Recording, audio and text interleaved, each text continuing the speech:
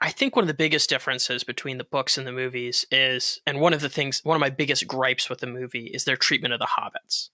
The Okay. hobbits in Jackson's version are really more comedic relief than anything else.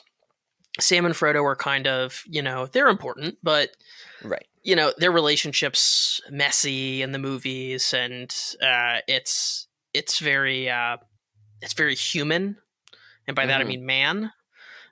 So not Hobbit.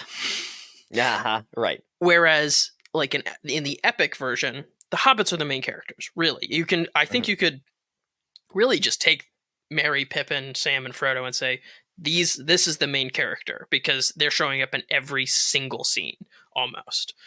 Mm-hmm. Aragorn is extremely important in the books, obviously, but Right. he's the main character in the movies. Aragorn has to have flaws. If he's the main character, he has to have flaws. He has to come to himself. He has to come Mm-hmm. into his own, which means the movies have to show him as more human than the books do.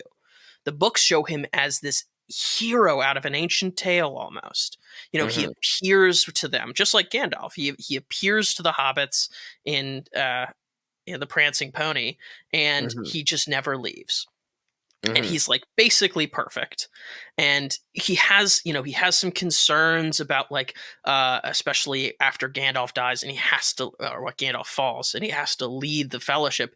He has some doubts and he has some concerns, but Mm-hmm. he's not super relatable as a character.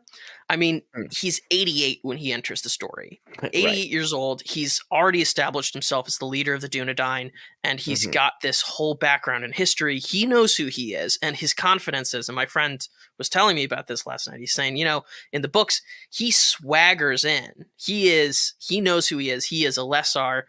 The only way he's winning Arwen's hand is by becoming King of Gondor and by defeating the Dark Lord and by taking back his place in the throne. He knows what he's there for. He knows what he's going to do. He's confident in that. Mm-hmm. But in the movies, you've got somebody who's a lot more kind of riddled with doubts and concerns, and he's much less confident about what he's doing than you can see him in the book. And you have to have Mm-hmm. that if you're going to have Aragorn as the main character, because otherwise Right. he's not relatable. Right. So I think that's like one of the key differences in this epic version. You have pre-made characters that come in out of the old tales: Legolas, Mm-hmm. Gimli, Aragorn, and Gandalf. All these people have their own stories and backgrounds, and they're Mm-hmm. joining this epic tale, and it's really propelling the hobbits forward into doing something specific and special. Um, Obviously, the problems with telling a story as an epic in a movie is that Gandalf, super unrelatable. Aragorn, super unrelatable. You can't, like, they're perfect. Almost. Mm-hmm. They're almost perfect. Gandalf is incredibly wise. He's far seeing, and he knows that there's something special about the hobbits. Mm-hmm. Aragorn has massive amounts of experience and he knows who he is. He's confident in himself. And even Mm-hmm. though he may go wrong, he knows what to do next. So Mm-hmm. obviously that doesn't make for as compelling a story if you're concentrating on those people. If that's what you are trying to tell a story about, you have to switch it up.